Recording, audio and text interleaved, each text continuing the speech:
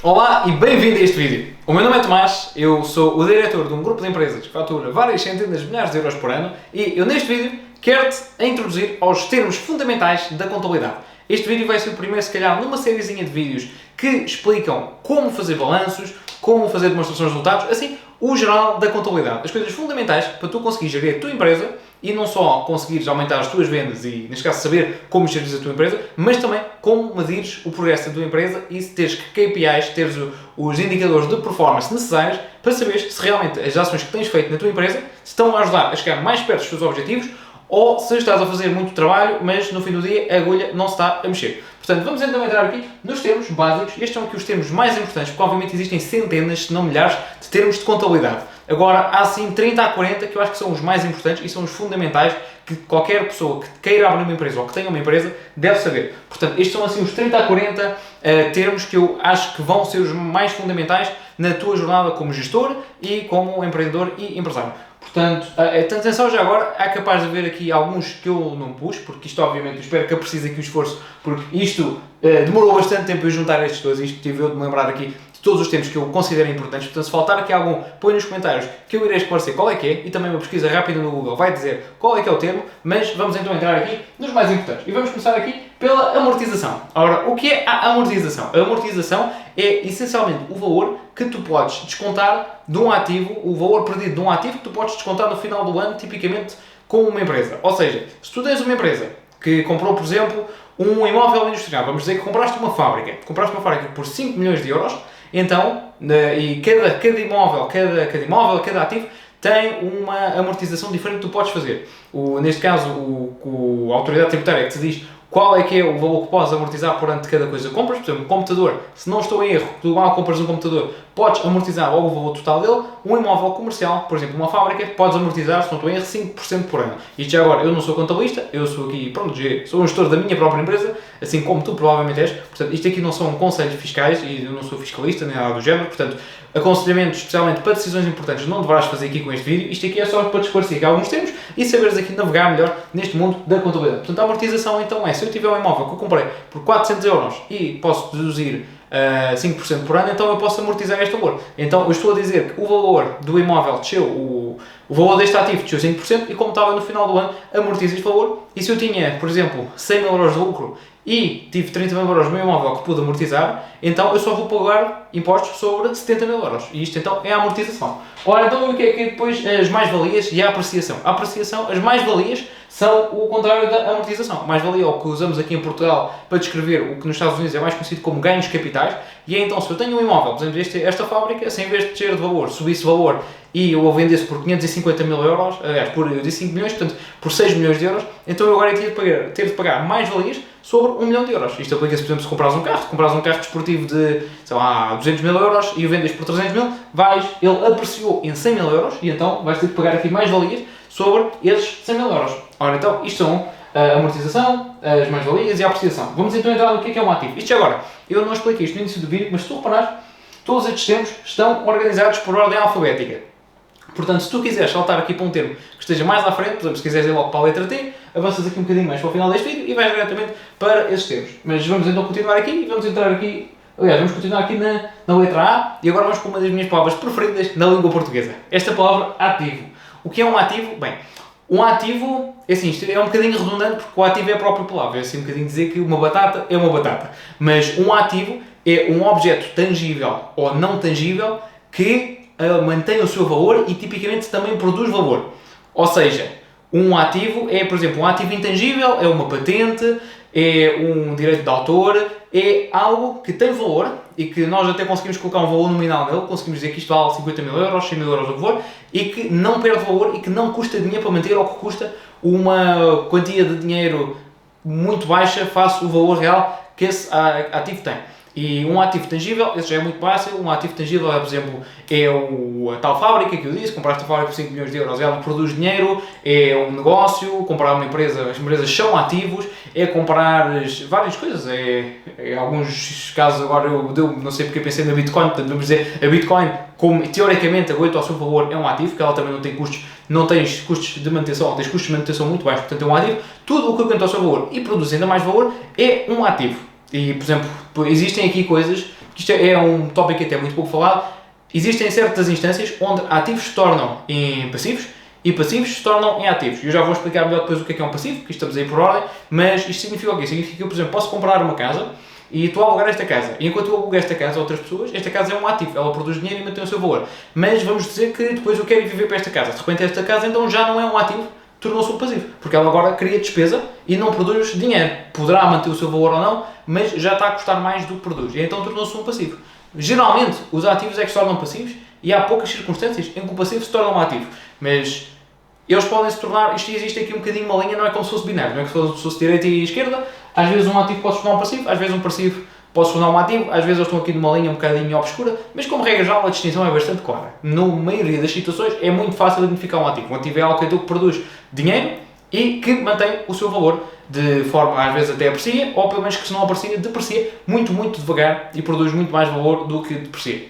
Muito bem, então vamos entrar aqui no que é um balanço. Ora, um balanço e um balancete. Eu vou pôr estes dois ao mesmo tempo, estamos agora na letra B, e um balanço e o balancete são basicamente aqui como se fosse uma fotografia, é um documento, tu vais ouvir isto muita vez, é um documento muito usado na contabilidade e serve para ver a posição atual da empresa, basicamente. É como se fosse aqui uma fotografia no tempo, neste momento exato, o que é que a empresa tem e de quem é que é.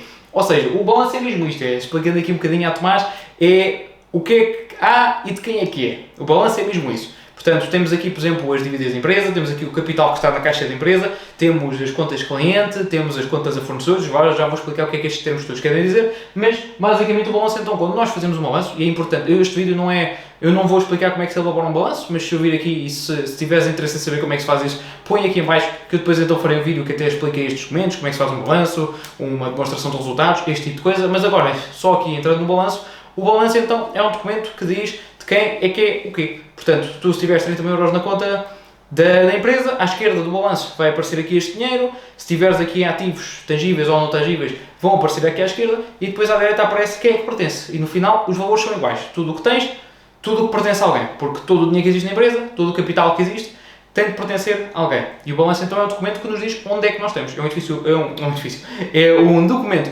muito útil na gestão. E é um documento que eu não recomendo que, a menos que tenhas uma empresa muito grande, e se tens uma empresa muito grande, provavelmente não estás a ver este vídeo, mas estás assim nas dezenas de milhares, centenas de milhares, não precisas de fazer um balanço todos os meses. Eu acho que é uma coisa que ou deve ser feita trimestralmente ou a cada 6 meses. Eu tenho mais ou menos essa frequência na minha empresa, ou ocasionalmente a cada trimestre, às vezes um bocadinho mais até, faço um balanço só para ver em que posição é que nós temos. Agora, desde que isto, obviamente, lá porque não faz um balanço, não quer dizer que não deves saber em que posição financeira é que a tua empresa está, isso é algo que deves saber todos os meses e deves fazer aqui um género de balanço todos os meses, um balanço todos os meses, assim, meio arredondado com outras métricas que não sejam as que estão todas presentes no balancete, mas um balanço mesmo estruturado é uma coisa que não vale a pena fazer assim com muita frequência, mas é bom fazer-se de vez em quando. E já agora explicar aqui a distinção entre o balanço e o balancete. Ora, a diferença entre o balanço e o balancete é muito pequena. Na realidade, o balanço e o balancete acabam por ser o mesmo documento. A única diferença é que o balanço, tipicamente, é a versão que nós apresentamos em contas oficiais, é o que se entrega à autoridade tributária, é o que vai para relatórios oficiais, é aqui a versão oficial do documento que é feita sem erros e sem aqui arredondamentos, atrapalhadas e coisas. O balancete é a versão do balanço que é usada internamente, é o documento que já é um bocadinho feito mais para internamente sabermos o que é que se está a passar e um bocadinho mais depressa, sem tanto cuidado a erros, como do que propriamente o balanço. Por isso é que existe esta distinção. Na realidade, são o mesmo documento, um é o oficial, o outro é a versão mais para utilizar internamente. Ora então, o que é capital? Estamos na letra C, capital. Bem, capital, acho que é óbvio, este aqui eu só coloquei para não saltar, porque realmente quando se está a começar, às vezes há termos que nós achamos muito óbvios, mas que não são assim tão óbvios, e capital é dinheiro. Capital é literalmente sinónimo de dinheiro. Portanto, isto aqui não há muito a dizer. Capital é dinheiro. Se eu tenho 100 mil euros de capital, tenho 100 mil euros de dinheiro. Moedas são capital, capital é dinheiro. Tão simples como isso. Ora mais, o que é que nós temos então a seguir? Temos o capital social e o capital próprio. Tu provavelmente já ouvi estes termos. O que é o capital social? O capital social é a quantia de dinheiro que os sócios colocam na empresa para fundar a empresa e pelo qual eles são responsáveis. Ou seja, vamos dizer que a empresa ABC começou agora a atividade e os sócios então colocaram 10 mil euros na empresa. Então o capital social da empresa é 10 mil euros. São dois sócios, cada um então vai ser responsável por 5 mil euros de obrigações da empresa que a empresa não consiga satisfazer. O que é que isto quer dizer? Quer dizer que o capital social, o capital da empresa, é o dinheiro pelo qual os sócios são responsáveis quando a empresa não tem dinheiro suficiente para cobrir obrigações.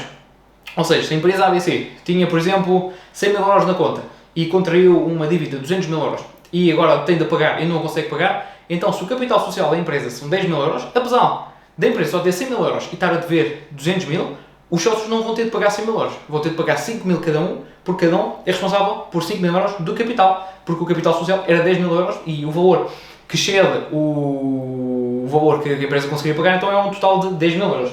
Ora, então qual é, que é a diferença entre o capital social e o capital próprio? O capital social é o capital com que a empresa foi constituída. O capital próprio é o valor atual de capital da empresa, porque este capital varia. À medida que o dinheiro vai sendo gasto ou são feitas injeções, isto chama-se, agora não me falta o nome, mas são injeções de capital, efetivamente. Agora estão a faltar o nome, que isto é mesmo aqui um termo que é feito na ata da empresa, são as prestações suplementares. Tu fazes uma prestação suplementar e aumentas o capital da empresa.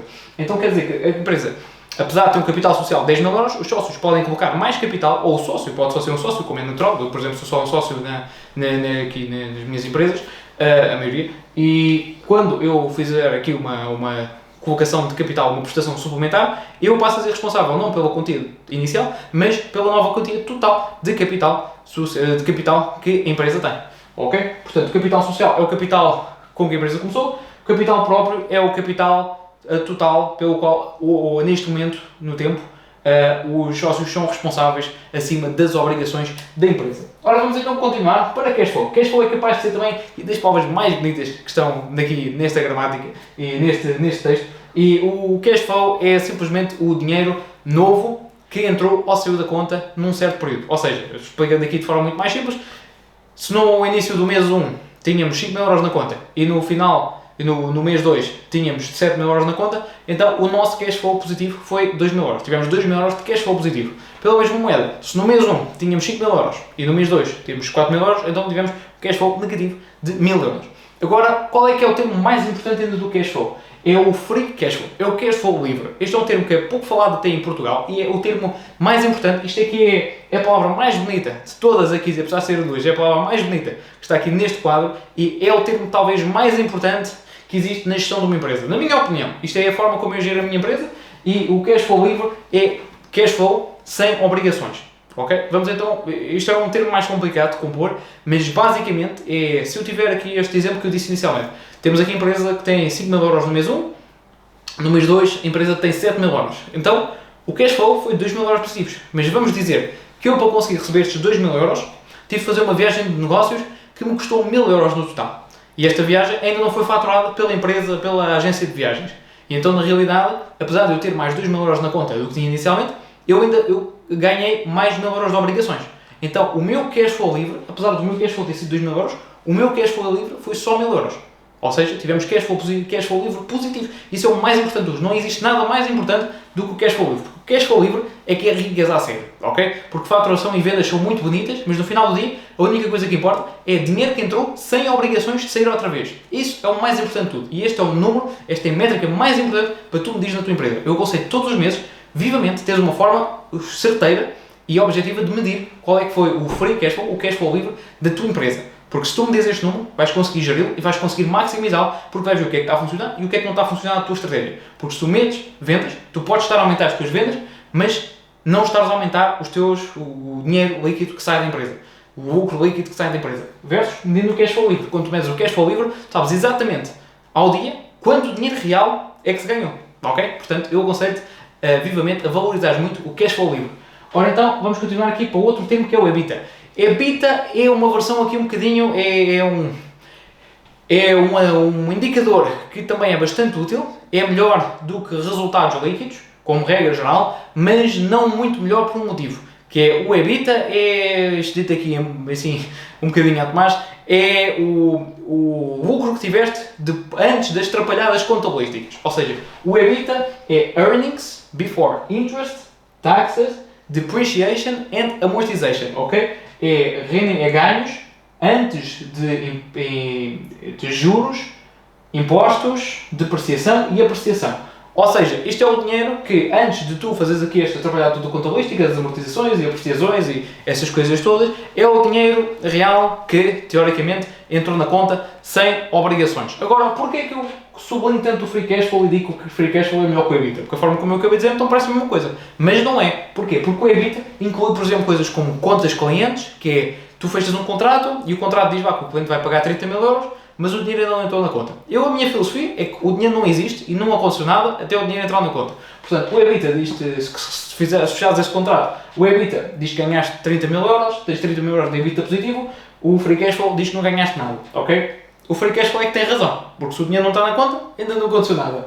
No entanto, este é um número, este é um indicador que os bancos costumam usar para fazer financiamentos, é o indicador que se usa para fazer o rating de uma empresa e é, como regra geral, o indicador principal que se usa quando dois empresários estão a tentar medir centímetros, por assim dizer. Quando um quer parecer que é melhor que o outro e são um bocadinho mais sofisticados, este é o número que eles gostam de ir atrás. Ora, isto porquê? Porque é muito difícil uma pessoa que não seja só sócio-gerente da empresa ou um dos administradores da empresa identificar o que Free Cash Flow da empresa. Portanto, isto é a métrica mais avançada, é a métrica mesmo assim mais tangível e realista, que reflete, é a métrica que mais reflete os ganhos reais da empresa, que ainda é acessível e que ainda é de confiança e que não depende só do que é que o sócio está a dizer e não há grandes formas de validar. Ok? Então vamos agora ao próximo ponto, que é contas clientes e contas fornecedores. Ora, as contas clientes e as contas fornecedores são essencialmente, aliás, não são essencialmente, são basicamente e são apenas o que os teus clientes te devem a ti e o que tu deves aos teus fornecedores.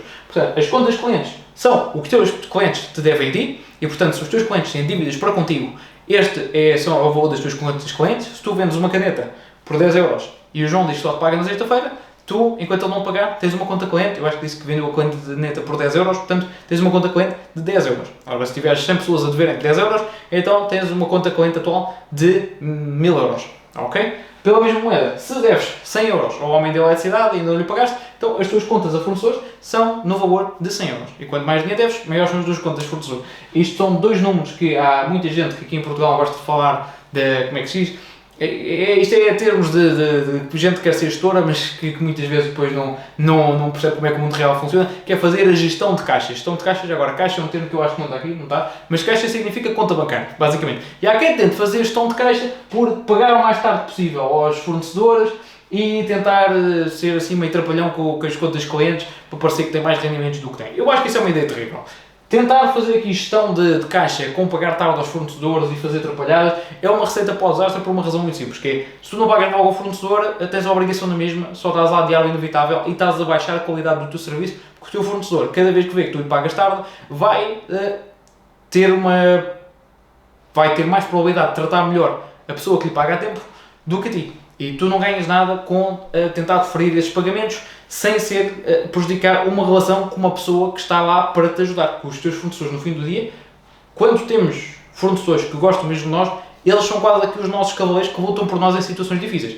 E eu, como alguém que tem uma empresa, que já viu, mais cedo ou mais tarde vão haver situações difíceis. E quando há situações difíceis, tu queres que as pessoas que estão na tua equipa, que estão no teu círculo, os fornecedores, parceiros, clientes, toda a gente esteja do teu lado. E quando tens conflitos e coisas que funcionam, mas podiam funcionar melhor, quando chega à altura difícil, aí depois essas pessoas que te podiam suportar e que podiam ser vitais, não te suportariam. Mas pronto, isto já é uma lição, isto já é outra lição, isto já não tem nada a ver aqui com este vídeo estamos aqui nos tempos, portanto vamos continuar nos tempos, que é para o vídeo não se alongar muito. Ora então, vamos entrar no que é depreciação. Depreciação é então o contrário da apreciação, este é muito rápido, quer dizer que se eu tenho uma coisa que vale 100 mil euros e agora ela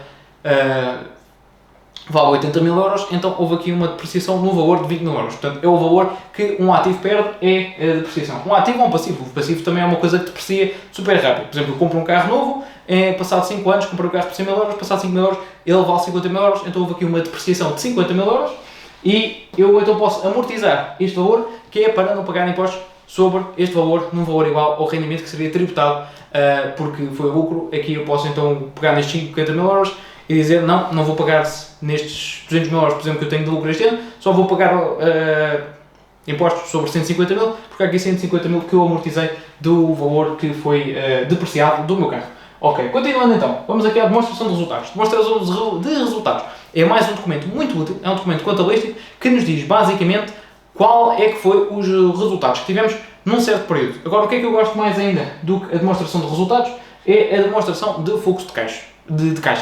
A demonstração de fluxo de caixa é um documento que nos diz, num certo período, quanto é que foi o nosso cash flow. E tu agora, como já deves ter percebido, qual é que é a versão da demonstração de fluxo de caixa que eu gosto?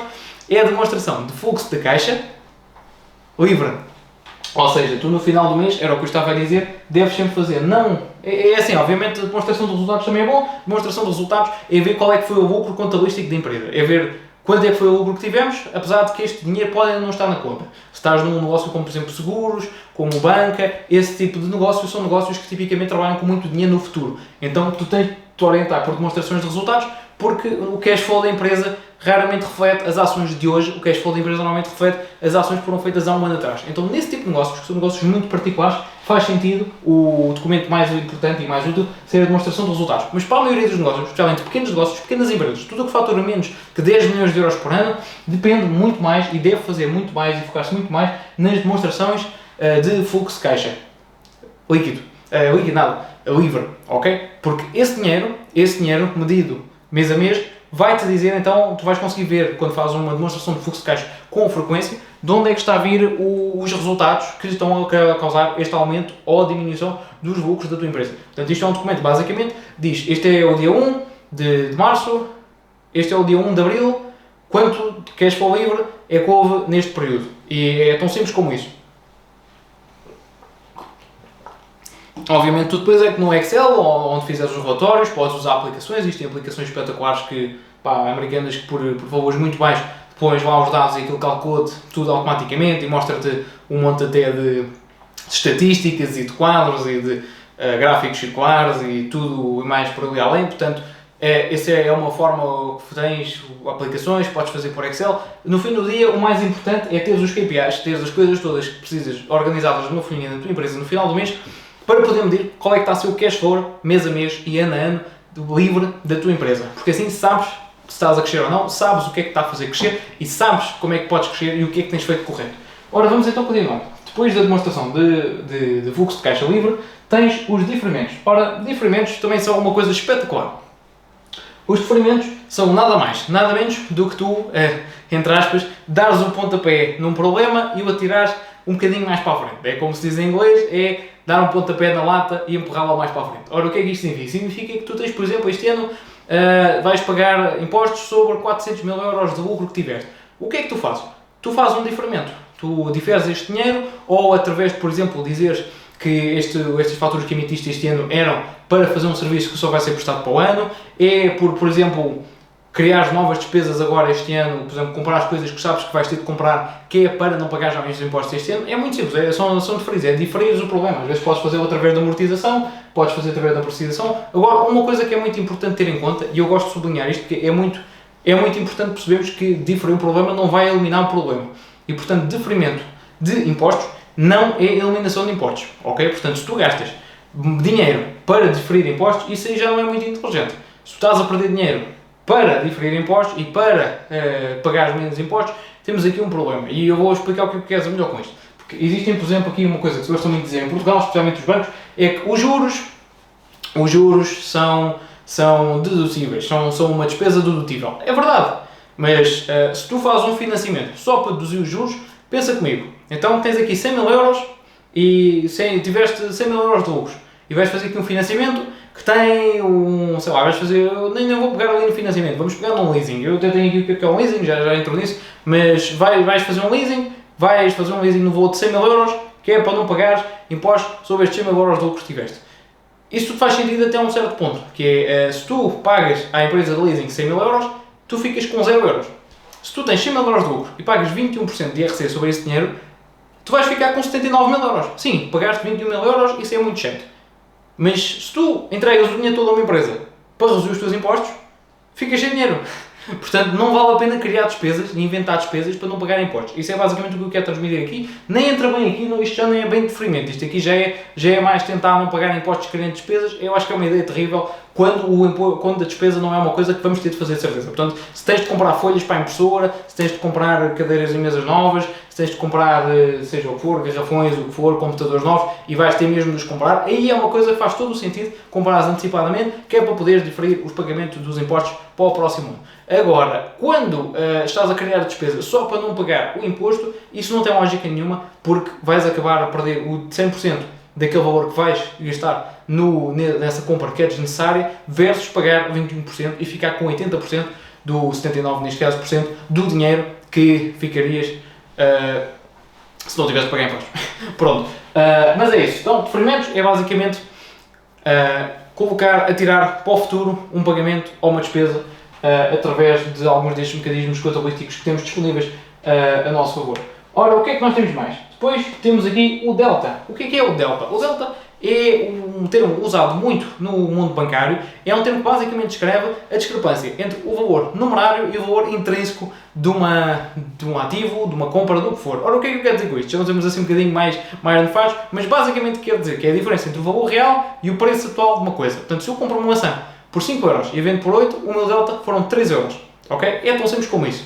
O delta é a discrepância entre o valor real e o valor atual de um objeto. Ok? De um objeto, conceito, tangível ou não tangível, o que for. Mas vamos então continuar para a faturação.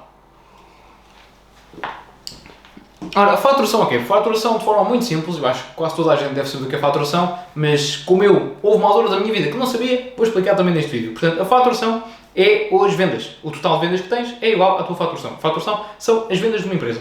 Agora, fazer aqui um ponto muito importante. Este aqui é mais um dos pontos que eu tenho de mencionar, porque aqui, especialmente em Portugal, e também no resto do mundo, mas Portugal especialmente, se calhar também porque eu vivo aqui, porque se eu vivesse no outro lado do mundo agora, se eu voltasse agora para a América, se calhar ia dizer que isto é um problema da América, portanto, tendo aqui em Portugal, agora se calhar vou dizer que isto é um problema de Portugal, mas aqui as pessoas gostam muito de falar da faturação e preocupam-se muito com a faturação. Meus amigos, faturação é vaidade. Faturação não interessa para nada. Como eu disse, a única coisa que interessa é cash flow livre. Cash flow livre, cash flow livre. Eu tenho um grande amigo, um mentor, uma pessoa espetacular que me guiou nos últimos anos e que me tem aprendi muita coisa com este senhor. Ele costumava dizer que faturação é vaidade, lucro é sanidade e dinheiro é ré. Portanto, o dinheiro que tens na conta é a única coisa que importa.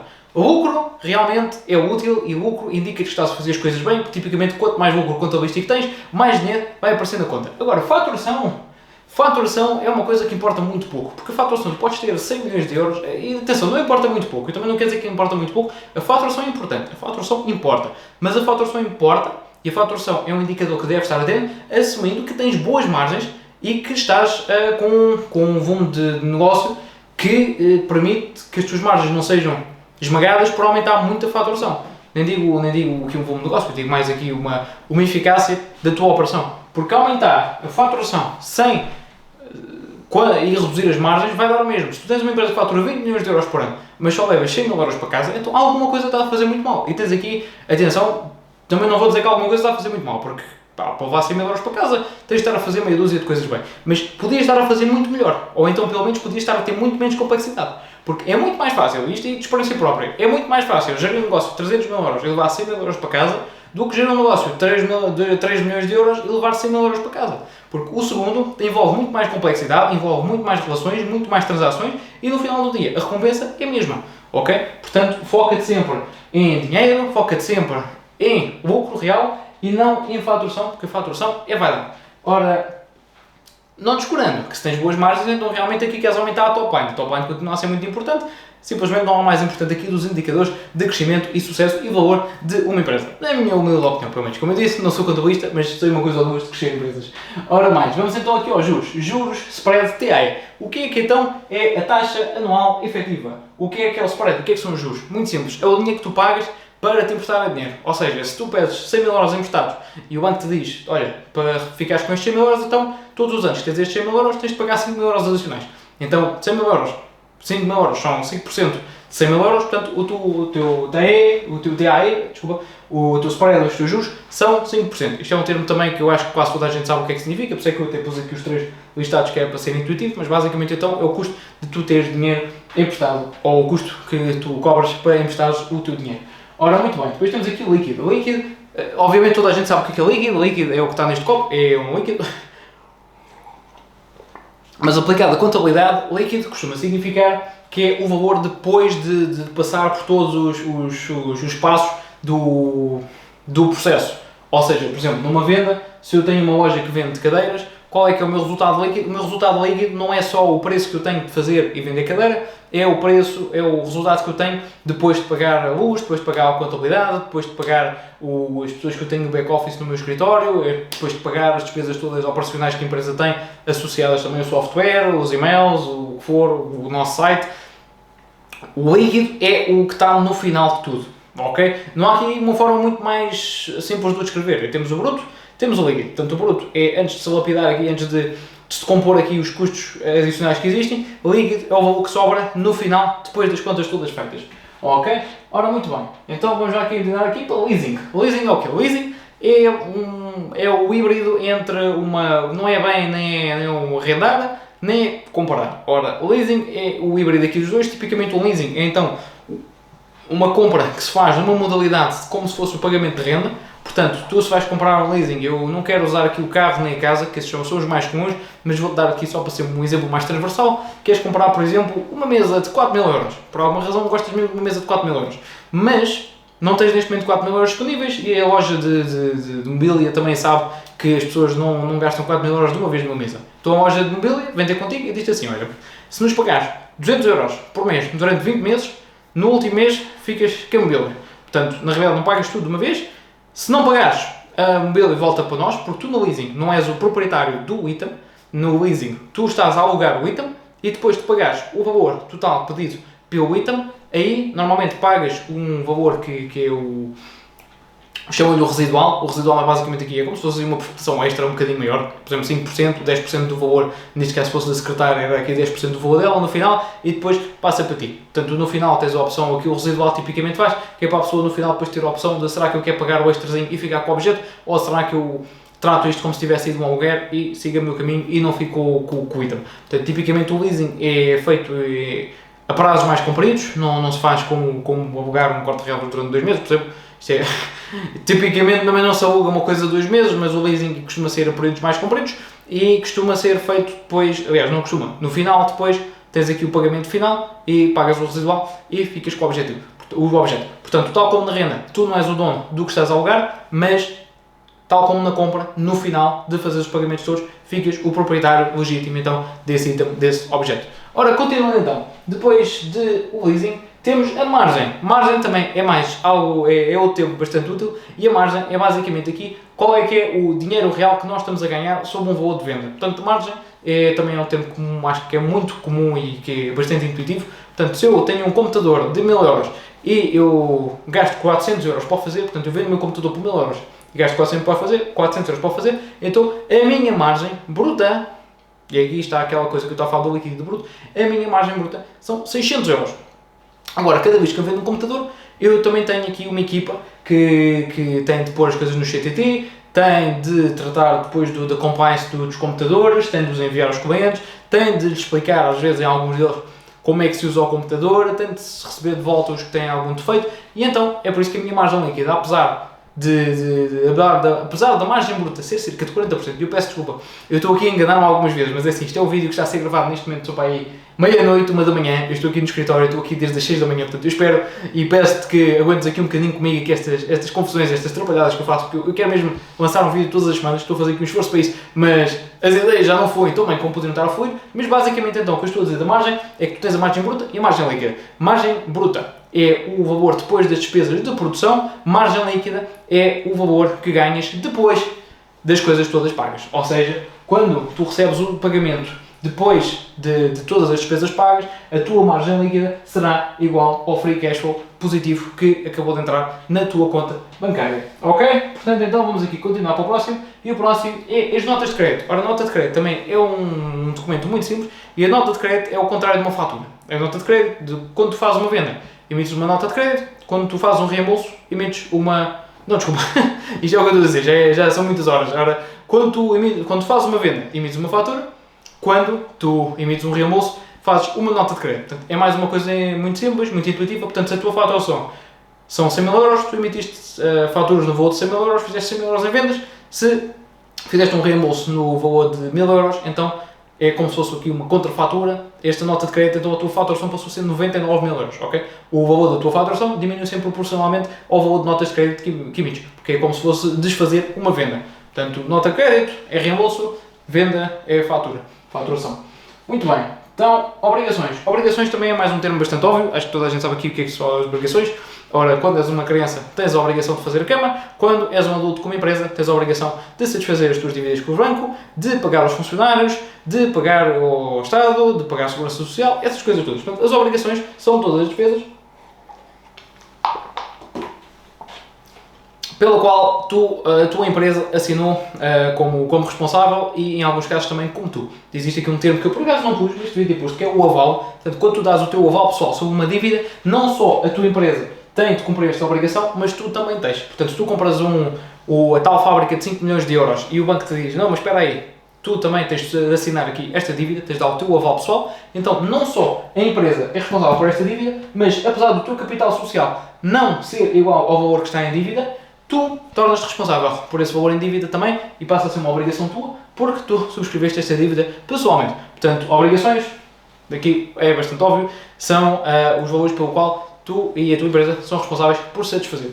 Ora, vamos então aqui para passivo. Passivo é o contrário de ativo. Passivo, se ativo é uma palavra espetacular, passivo é uma coisa má. Passivo é uma coisa que tu queres evitar. Passivo é mau, é terrível. Passivo é o que tu não queres ter. Passivo é, por exemplo, um carro. Um carro é um objeto que tu tipicamente compras e desvaloriza rapidamente. Estou a falar de um carro novo, carro usado pode ser diferente, carro de coleção então até pode ser um ativo e pode ser algo que aprecia, mas passivos são coisas que custam dinheiro e que não produzem dinheiro. Comprar um aquário é uma coisa muito gira, mas é um passivo, é uma coisa que consome dinheiro e que raramente produz dinheiro. Comprar certos itens que são giros são normalmente giros, mas passivos, como eu estou aqui naturalmente a dizer. Portanto, um passivo é todos os itens que raramente aumentam, tangíveis ou não tangíveis, mais uma vez, que tipicamente perdem valor e, enquanto perdem valor, perdem o seu valor intrínseco, também custam dinheiro para manter, ok? Portanto, isso são passivos.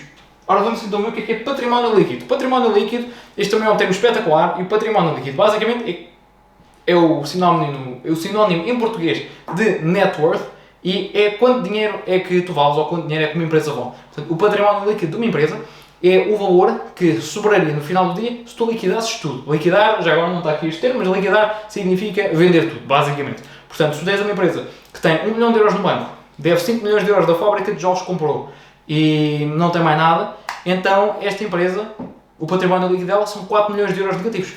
No entanto, se a tua empresa tem 10 milhões de euros em ativos, por exemplo, a empresa tem 1 milhão de euros no banco, como eu disse, tem 4 edifícios que estão totalmente pagos, 3 milhões de euros cada um, e depois tem a fábrica de jogos, então temos aqui 10 milhões de euros de ativos, temos 5 milhões de euros de passivo, portanto o património líquido total, 10 menos 5, está a 5 milhões de euros, ok? Portanto isto é o património líquido, isto é a coisa mais importante para qualquer pessoa e é o que tu deves otimizar. Portanto, quanto maior é o teu free cash flow, mais vai crescer o teu património líquido, quanto mais património líquido tens, mais poder tens. No fim do dia, é isso que importa e é isso que tu deves otimizar e tentar ter tanto na tua empresa como para ti pessoalmente, porque são duas coisas paradas. O património líquido da tua empresa não está ligado, aliás, não é o teu património líquido, sendo que se a empresa for 100% tua, tu tens o teu património líquido mais o valor da empresa. O valor do património líquido da empresa está incluído no teu património líquido, tens 100% das cotas da empresa. Eu não pus aqui as cotas, mas as cotas são a percentagem de ownership que tu tens da tua empresa. Portanto,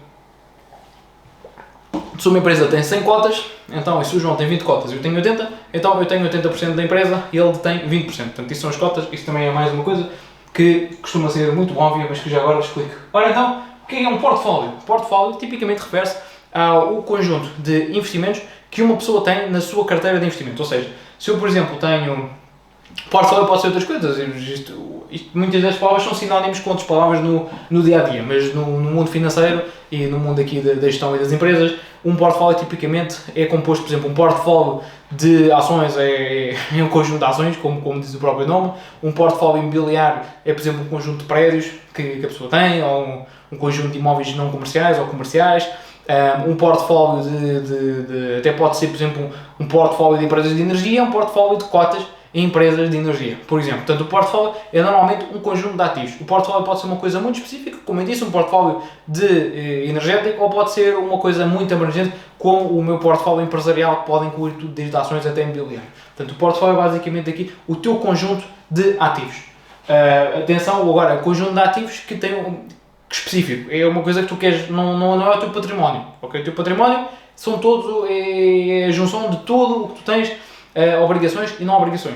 O portfólio normalmente não inclui coisas que estejam fora aqui do universo destes investimentos, ou seja, tu, por exemplo, se tu tens um barco e tens o crédito de habitação e tens depois 4 edifícios, O teu portfólio normalmente tem os 4 edifícios, não tem aqui nada a ver com o crédito de habitação, nem com essas coisas, e tu se vendes o portfólio, depois, com o dinheiro que utilizaste dos resultados líquidos do portfólio, podes cobrir as tuas obrigações. Isto para dizer o quê então? Que o portfólio normalmente só é o conjunto de investimentos, não é o conjunto de tudo o que tu tens, é o conjunto de ativos financeiros de uma certa categoria ou de várias categorias que uma certa pessoa ou empresa ou entidade tem. Ora, muito bem, então vamos continuar aqui para resultados brutos. Ora, resultados brutos é como eu estava a dizer, temos os resultados líquidos, que são os lucros reais no fim do dia, quer dizer, os resultados líquidos são os resultados, os lucros contabilísticos, os lucros que teoricamente vamos ter, e os resultados brutos são o lucro antes das despesas fixas. Tipicamente é isso. Portanto, se tu tens uma empresa, já agora, atenção, isto é um ponto muito importante, é uma parte que é até importante eu fazer, porque muitas vezes existe, isto não devia acontecer, mas é a realidade, muitas vezes diferentes pessoas até interpretam estes termos de diferentes formas. Como tu podes ver, existem muitos termos, existem muitas coisas, e muitas destas coisas são traduzidas do inglês e algumas têm definições que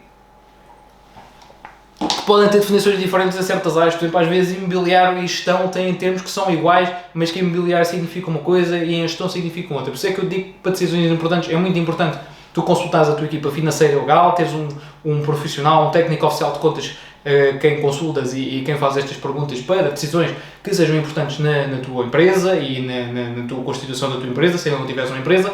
Mas neste vídeo aqui dos termos, eu quero deixar aqui bem claro, estes são os que eu estou a dizer aqui, são os termos que raramente, nestes termos aqui, raramente existem confusões e são muito objetivos.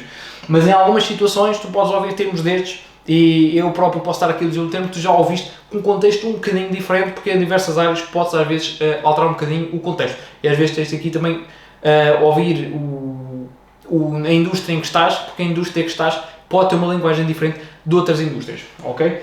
Portanto, vamos então continuar. Como eu estava a dizer, os resultados líquidos e os resultados brutos. Portanto, o resultado bruto então é o valor, é o lucro que temos antes das despesas fixas. Resultado líquido é o dinheiro que ganhamos depois das despesas fixas. O resultado líquido, no entanto, inclui contas cliente, que, como eu disse então, é dinheiro que ainda não existe. É dinheiro teórico que vai entrar na tua conta, mas que enquanto eu não estiver lá, ele não existe, na minha opinião. Portanto, apesar dos teus resultados líquidos dizerem que tiveste 30 mil euros positivos e dos teus resultados brutos serem 60 mil euros positivos, se o teu cliente ainda não te pagou, então o teu free cash flow é negativo, apesar do teu EBITDA ser positivo. Ok? Eu espero que isto tenha feito sentido. Portanto, porque tu já adiantaste muitas vezes o custo de produção do teu serviço ou produto, mas como o dinheiro ainda não entrou, apesar de que o resultado líquido, o lucro da empresa é positivo, porque o lucro conta com o dinheiro que vai entrar, com o dinheiro de obrigações que outros devedores têm para contigo, apesar disso, esse dinheiro não está na conta, portanto o cash flow ainda não foi positivo e, como eu digo, o mais importante é o cash flow livre, é ter cash flow positivo livre. Portanto, se esse dinheiro ainda não entrou, tens de fazer um esforço para diminuir o teu custo, o teu ciclo de pagamentos e de certificares que não existe qualquer... Peço desculpa, só ver aqui um bocadinho de água, que não existe qualquer taxa de delinquência por parte dos devedores da tua empresa e que as faturas estão todas a ser liquidadas no período que tu constituis como razoável. Eu, por exemplo, na minha empresa, nós tentamos, como regra geral, na grande maioria dos produtos, exceto para uma pequena porcentagem de clientes, e isto não é só aqui na minha empresa principal, em todas as operações que eu faço sempre um esforço muito grande para os pagamentos serem coletados à cabeça, que aqui em Portugal não é muito comum, mas eu gosto. Com a cabeça, já agora, isso é um termo que não está aqui, é um termo até um bocadinho assim mais ao labrego, mas basicamente significa que é ser coletado antecipadamente. Eu gosto de coletar todos os pagamentos antecipadamente e quando o pagamento não pode ser coletado antecipadamente, é preciso haver aqui um compromisso muito forte. Eu gosto que haja aqui um mecanismo que prenda muito o cliente, não haver aqui forma de ele fugir do compromisso por isto ou aquilo, seja um contrato, seja que ele precisar do serviço, seja o serviço só ser prestado na totalidade quando ele é pago. Isto, por exemplo, na construção é muito típico, que o dinheiro vai sendo libertado em tranches e tu não fazes a obra toda antes do dinheiro ser tudo pago, depois poderás não o chegar a ver. Portanto, isto para dizer então que o mais importante, mesmo apesar do lucro ser muito importante e do resultado líquido ser muito, muito importante, ainda mais importante que isso é o cash flow livre, é o dinheiro real que está na conta. Isso ninguém te tira, esse é o mais importante de todos. Ora, muito bem, então vamos continuar aqui para o rating. Ora, o que é o rating? O rating, isto é um termo muito usado na banca. Isto é, por exemplo, quando eu vou fazer um financiamento ou quando eu quero fazer aqui uma operação mais complicada no banco, a empresa atribui ou vai atribuir ou atualizar o rating da minha empresa. E isto é o que acontece muitas vezes, até se fala na televisão dos rating e do rating dos bancos e das ações e das obrigações e tal, porque o rating então é aqui o... É como o nome diz, é o ranking, é o rating, é o ranking, aqui a avaliação da qualidade neste caso da fiabilidade desta empresa, desta instituição, desta ação, deste produto financeiro, deste ativo, o que for. Portanto, o rating é então aqui o score que é dado quando se avalia aqui os fatores todos, os fatores-chave de uma empresa, como por exemplo a EBITDA, o ativo da empresa, qual é que tem sido a faturação dela, qual é que tem sido o resultado líquido da empresa no final do ano, essas coisas todas. Ora, muito bem, então vamos ver aqui os últimos termos. Estamos quase a acabar. Temos aqui um T e vamos entrar na taxa fixa, taxa mista e taxa variável. Ora, qual é que são as diferenças entre estes três termos? Ora, para já, estes termos correspondem aqui a juros. Ora, os juros então podem ter taxa fixa, taxa mista e taxa variável. Como regra geral, financiamentos de baixa dimensão, como por exemplo créditos pessoais, empréstimos de curta duração, empréstimos por parte de fornecedores ou por cartão de crédito, por exemplo, costumam ter taxa fixa. Já no caso, por exemplo, transações imobiliárias a longo prazo, por exemplo, leasings imobiliários, crédito de habitação, esse tipo de coisa, tipicamente vês mais taxa mista. Apesar de que no crédito de habitação também é frequente ver taxa fixa. Taxa mista é o quê? É constituída de taxa mista, de taxa variável e taxa fixa. Sendo que então, eu por exemplo, faço um financiamento de taxa fixa, eu não sei explicar bem o que é a taxa fixa. Taxa fixa significa então que o meu juro é sempre igual durante o período todo do financiamento. Taxa mista significa que o financiamento começa com um valor fixo de juro, portanto a taxa fixa é 5% de juro e depois passa a ser anexado à Euribor. Portanto depois pode flutuar consoante a taxa de juro atual, por exemplo na Europa aqui agora estamos neste momento com... Epá, eu não sei quais é que são os juros atuais, mas nós estamos neste momento com uma inflação cerca de 1,4%. Epá, os juros cá na Europa neste momento estão muito baixos. Mas se subirem, então eu, por exemplo, já agora dei aqui um exemplo de 5%, 5% é um valor muito alto. Vamos dizer que eu fiz aqui, constituí agora um financiamento, um crédito de 10 anos com uma taxa fixa, com uma taxa mista que começa com 1% de taxa fixa. Então eu tenho, nos próximos 10 anos, pago sobre os meus 100 mil euros que pedi emprestado, pago 1000 euros, 1%, todos os anos. Ok? Mas agora chegamos ao final do 10º ano, isto vai passar para taxa variável. Então a taxa variável está indexada ao Euribor. Se por acaso o valor dos juros, se por exemplo entrarmos num período de inflação muito alto e o Banco Central Europeu começar a imprimir dinheiro por todo o lado, então por acaso é pouco provável, parece-me, mas isto aqui já não é o tópico para este vídeo, mas se entrarmos aqui num período muito de sobreinflação, então o que vai acontecer é que o meu pagamento mensal, o meu pagamento anual e mensal deste crédito vai subir bastante, porque eu agora a minha taxa é variável e portanto agora vai subir ou descer e o valor que eu estou a pagar hoje pode ser 1% de juros, o valor que eu estou a pagar amanhã pode ser 3, 4, até infinito, apesar de que obviamente no limite do que é razoável raramente seria, aliás, dificilmente isso seria possível, mas já existiram períodos da história com inflação muito alta que fizeram as taxas de juros subir imenso. Portanto, eu até pessoalmente sou um grande fã de taxa fixa e é por isso também que é mais difícil obter taxa fixa em financiamentos de muito longa duração, porque o banco também tem um incentivo para se precaver e não estar aqui a dizer que aceita o dinheiro que nos faz o financiamento e nos empresta esse dinheiro com o valor muito baixo, depois ele poder estar a aplicá-lo com taxas de juros muito mais altas do que as aplicações daqui, por exemplo, 10 anos. Ok? Portanto, taxa mista, então inclui os dois. E agora já expliquei o que é a taxa variável, consequentemente com esta explicação toda, mas mais uma vez, então, taxa variável é um financiamento que a taxa de juros não é sempre a mesma, mas está assim indexada aqui ao Euribor, que vai flutuar consoante aqui as taxas de juros atuais na zona onde constituíste o crédito. Portanto, se fizeste o crédito e como regra já o teu vai ser em Portugal, ou se fizeste também estes países que estão todos... Aqui a Europa de leste está toda muito ligada, portanto, quando os juros estão altos na América também estão altos na Europa, portanto, o valor do teu financiamento o valor mensal que tu tens de pagar de juros, e atenção, isto não tem nada a ver com o valor o chamado principal, não tem nada a ver aqui com o pagamento da hipoteca que tens sobre um imóvel, assumindo que isto é um financiamento imóvel, mas o valor então que tu vais pagar de juros vai ser...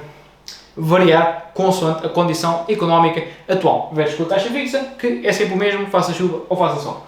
Ora, vamos então agora aos últimos dois. Estes são também dois termos muito giros. Estes já não são tão importantes na gestão da tua empresa, mas são aqui mais importantes na tua vida como investidor. E são duas coisas que são muitas vezes confundidas e que não devem ser. Estamos a falar então do valor intrínseco e do valor nominal. O que é o valor intrínseco e o valor nominal? Ora, de forma muito simples, o valor nominal é o preço que uma coisa custa neste momento e que quanto dinheiro é que tens de dar para receber. O valor intrínseco é qual é que é o valor real desta coisa. Ora, qual é que é a distinção entre estes dois valores? É que o valor intrínseco é um valor que é diferente para cada pessoa, ok? Com base no teu conhecimento, nos teus contactos, nos recursos que tens, o valor intrínseco de uma coisa será diferente de uma pessoa para uma pessoa que conhece pessoas diferentes, que tem recursos diferentes e que tem conhecimentos diferentes, ok? Portanto, o valor intrínseco de um ativo, seja uma ação, seja um objeto, seja uma empresa, é sempre diferente dependendo da pessoa que o está a avaliar. E é por isso que as pessoas pagam mais do que o valor nominal das pessoas, das coisas. Até porque assim, imagina que tu tens, por exemplo, um computador à venda numa loja por 1000 euros. O valor nominal desse computador é 1000 euros, mas será que o valor intrínseco desse computador para ti é 1000 euros? Se o comprares, a resposta de certeza que é não, porque ninguém paga o valor igual ao que acha que uma coisa vale. Tu só fazes uma compra quando achas que o valor intrínseco de um objeto ou de um serviço é superior ao valor nominal dele, ok? E quando tu encontras uma coisa que tem um valor nominal muito distante do valor intrínseco, quando tu encontras um delta muito grande, aí é que tens uma oportunidade de obter grandes resultados líquidos e aumentares o teu património líquido. Porque é nestas situações que tu consegues fazer grandes negócios, ok? E isto é o que os grandes investidores e o que os grandes empresários procuram. É procurar este delta. É por isso que o delta é um termo que eu incluí aqui, é um valor muito importante. É uma coisa muito importante encontrares aqui ativos que tenham um valor nominal baixo e um valor intrínseco alto. É comprar baixo e vender alto. E atenção, porque o que eu digo aqui não é comprar coisas médias por um preço muito baixo, tu queres comprar coisas extraordinárias por um preço bom, ok? Portanto, tu queres encontrar coisas com valor nominal justo, mas com um valor intrínseco extraordinário, ok? Tu queres comprar, como tu se calhar conheces o Warren Buffett diz isto de forma muito gira e é mesmo a forma de ilustrar este ponto de forma perfeita, que é, ele não está interessado em comprar empresas medíocres pelo preço perfeito, ele está interessado em comprar empresas perfeitas por um preço justo. E essa é a distinção que tu queres fazer. Portanto, tu não queres comprar aqui a coisa mais barata e vender por um bocadinho mais, porque aí o teu delta vai ser muito mais pequeno do que quando tu encontras uma coisa extraordinária com o preço de uma coisa boa. Porque o delta entre uma coisa boa e uma coisa extraordinária é muito maior do que o delta entre uma coisa medíocre e uma coisa extraordinária. Isto torna-se exponencial. E é com isto que eu te quero então deixar. Procura grandes deltas, procura aqui maximizar sempre o valor dos teus investimentos através de identificar aqui a discrepância entre o valor normal e o valor intrínseco das coisas. Espero que uses aqui estes termos. Estes termos aqui são muito úteis e eu estou a fazer este vídeo porque eu honestamente isto, como acho que é óbvio, tenho uma empresa que já fatura bastante dinheiro. Eu não vou aqui dizer especificamente isto agora. Quem tiver visto este vídeo até ao final, eu também acabo vou tentar aqui esclarecer um bocadinho isso.